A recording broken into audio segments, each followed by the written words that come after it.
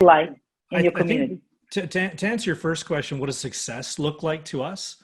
I think what success looks like for me so far, um, really is, I think is going to be different than what Cheyenne's look like. Cause the success for me, it looks, it's a very difficult road. And I mean, there have been a lot of obviously failures, just like any other business person.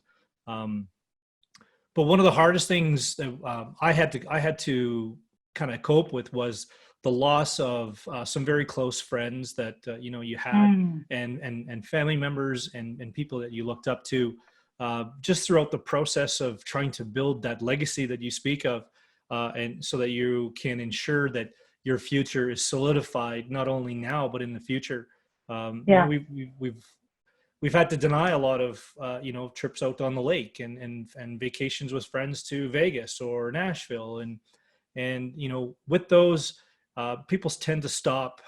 They stop calling, and it was Mm, tough.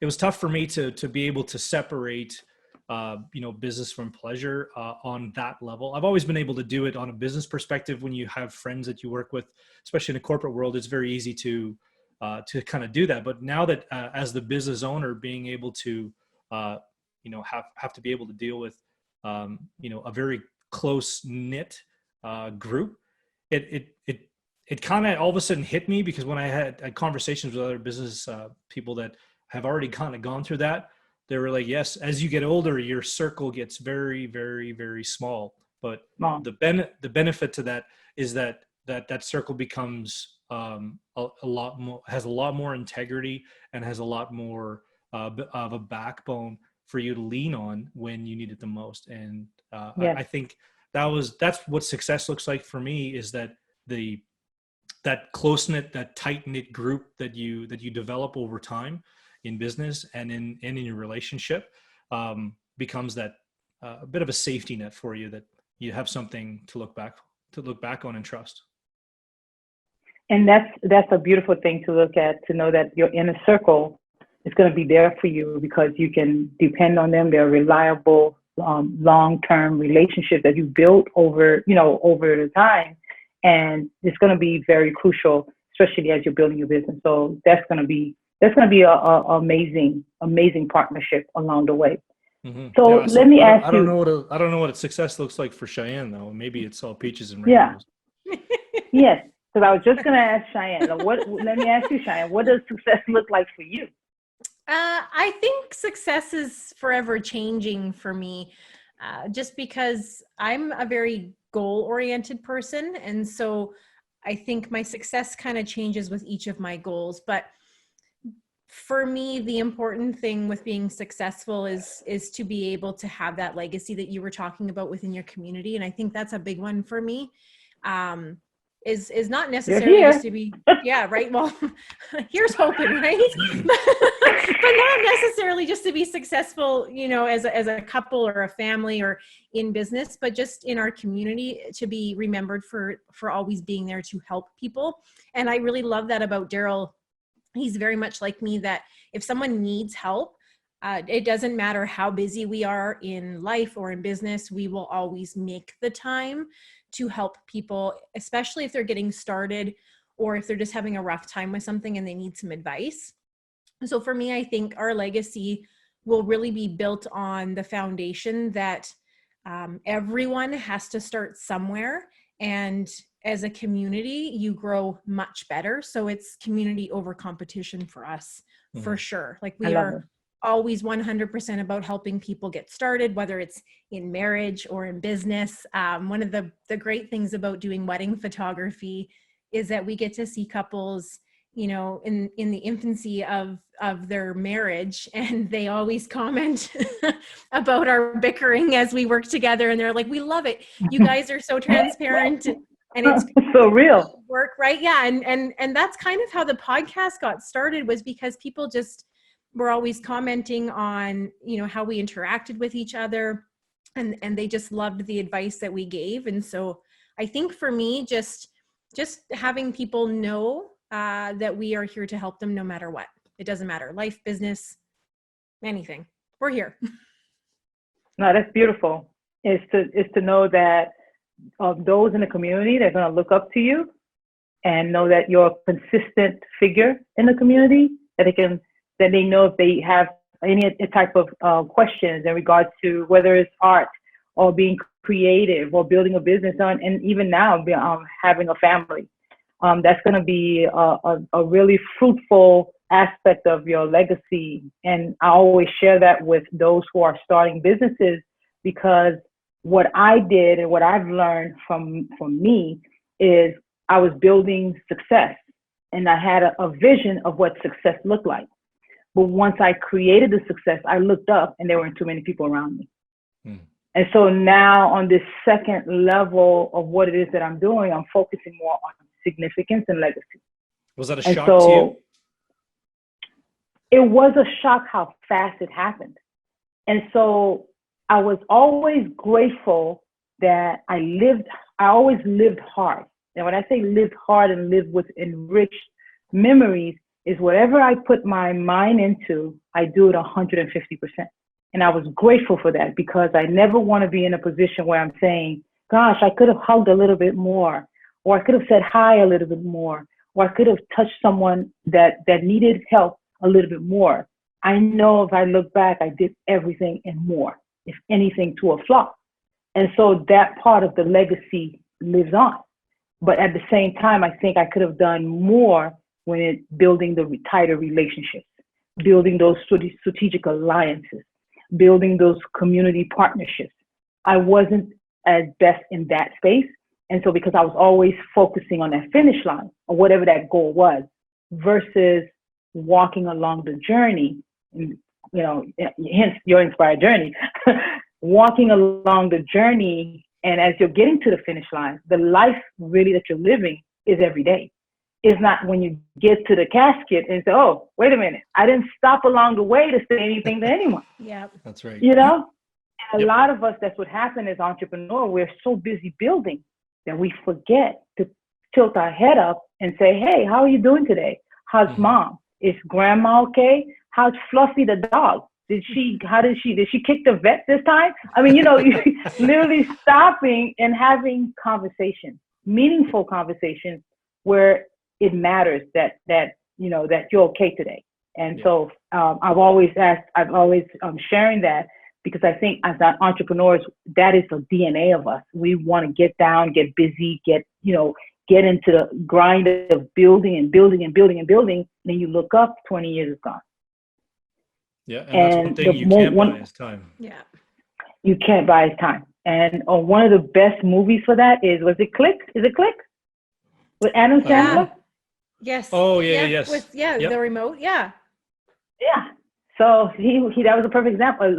That's a great entrepreneur's movie. It happens so fast that by the time that you're done, successful or not, you look around and everyone's gone.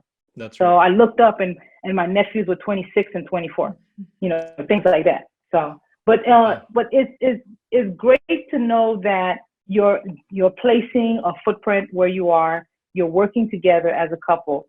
What could you share with those who are listening, who are looking to have a similar journey as yourself? Like what type of advice would you share with them working together as a couple? I think the biggest thing that we have learned together is to always have empathy for the other person.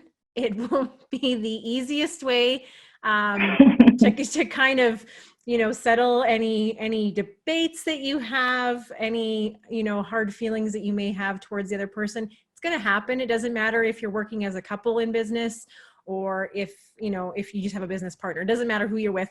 At some point, you're going to be mad at the person you're working with. But it was really funny. True. So yesterday, I went to the boutique to go do some work, and I had planned on coming home earlier in the evening because I needed to get some photography work edited. And Darryl hadn't seen me since 6 a.m, so he decided to stop by the boutique and give me a kiss before he went and did a podcast interview on his own. And is that why I did that? Oh, I'm just kidding. I don't know. Maybe you were just checking on me. I don't know. Maybe I didn't. I didn't hear that. I really didn't hear that. But that's In go my ahead. head, I thought he was being a really sweet husband, and he came to give me a kiss. But he opened a paint can and helped me do a couple of things, and quickly took off. And I cleaned up and went to go leave, and I couldn't find my truck keys anywhere. And I mean, I ripped apart my truck. I went through the whole boutique. I emptied out the garbage piece by piece. Could not find these keys. I thought I was losing my mind. So I messaged Darryl and I was like, hey, do you remember seeing my keys anywhere? And he said, yeah, I opened a paint can with them and I put them back on the, and then he paused and he says, they're in my pocket. And so he had already drove over 45 minutes to get to this podcast. Oh my and I knew God. he felt bad. And so I said to him, I'm like, it's fine. I'll do work here. And I could have chose to be very upset because of course it really messed up my whole schedule. And because I am a very scheduled person, some days it could roll not so easily with me. But I just put myself in his shoes. He didn't mean to do it. It was nothing intentional. It was an honest mistake. And I think just knowing in those moments, to just not be upset with the person that you're with, to think about what they may be going through, which obviously he was just on a mission to get to this podcast and was trying to prepare for that. And so I was just trying to empathize with the poor guy. Yeah, it's difficult. It's difficult to navigate your way through a relationship and business without developing that empathy, because with the lack of empathy that you have, eventually, like Chyanna says, you tend to get angry, and then usually that anger turns into contempt. And once it gets to that point, that's a big hole to climb out of. And because then at that point, it's a very toxic situation to be in. So I think that if I was to like piggyback off of that in terms of what we would give some advice to anybody, it would be really understand your lanes. And in finance, they call it stay within your pool, I guess. But it's really finding your lane and understanding what you're good at as a couple. So, but also understanding what your lane is as an individual within that dynamic of a couple. So, like for instance, my job is doing the books and technical support and setting up the websites and all that other fancy stuff. And I'm the muscle. And with Chyanne, she's the creative and she's amazing at what she does. Her social media skills are off the charts. And the mentorships registrations really prove that. And so I have no business putting my 2 cents in where it doesn't belong. And until she comes and asks me what my opinion is on this creative side, then I can provide it. And I found it earlier on that I was getting very upset when she wouldn't take my advice earlier on.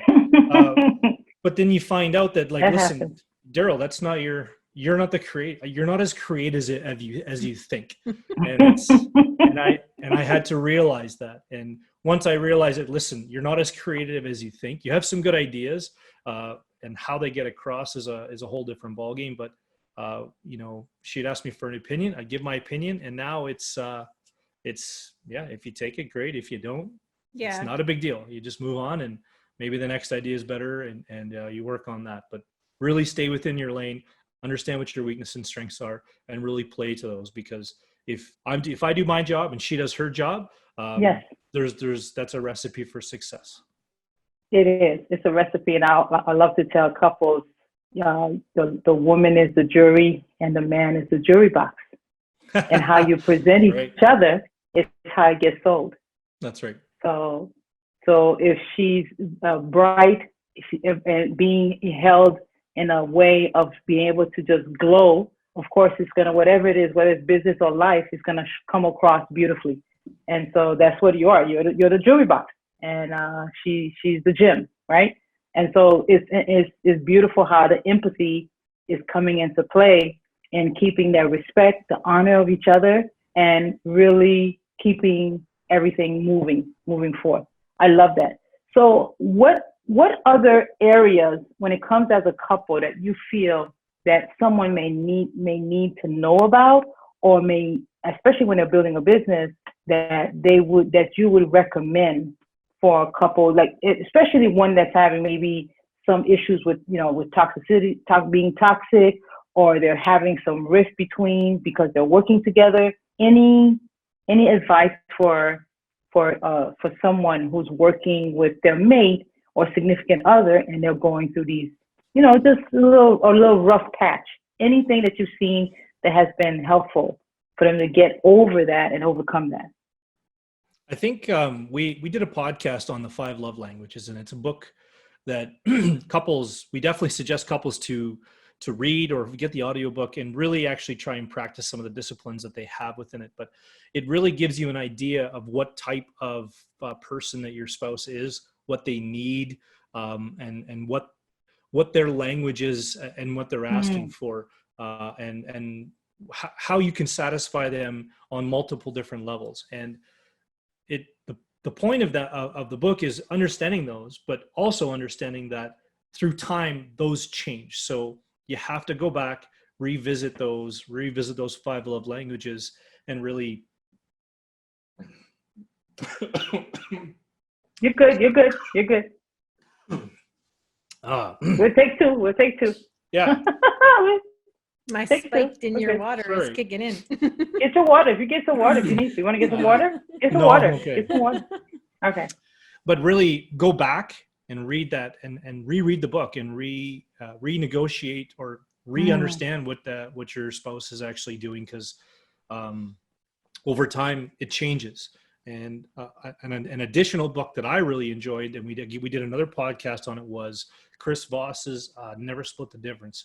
And it's kind of an odd Relationship book. It's not a relationship book. It is, but it isn't, because that's kind of where we really understood how empathy can tie into the communication that you have with your spouse. And it's called Never Split the Difference by Chris Voss. And he's a hostage negotiator, and the way he describes and the way he helps you put the discipline to understanding empathy. And the key thing about the empathy, it's not that you're agreeing with the other person. You're not trying to be agreeable. What you're trying to do is you're trying to have them understand that you are trying to figure out where they're coming from, and you actually physically empathize with them. But you don't have to agree with them. That's fine. But it's very, very important to make sure that your counterpart or your spouse knows that you have some empathy for them, and then it's not just an argument. It's not a standoff. See, I think one of the good things that we took out of those 5 love languages is you can save a lot of energy, and energy to me is so important in life, because if you're tired at the end of the day and then you're trying to do more business work or relationship with your spouse or your kids, and you're tired, you're just generally going to end up angry or impatient or frustrated, whatever comes out of you. And so for us, as team members in business and with the girls, because we call them our team too, right? Like we're a good team for a family, is in those 5 love languages, and it works well for children too. You really learn the important parts to focus on.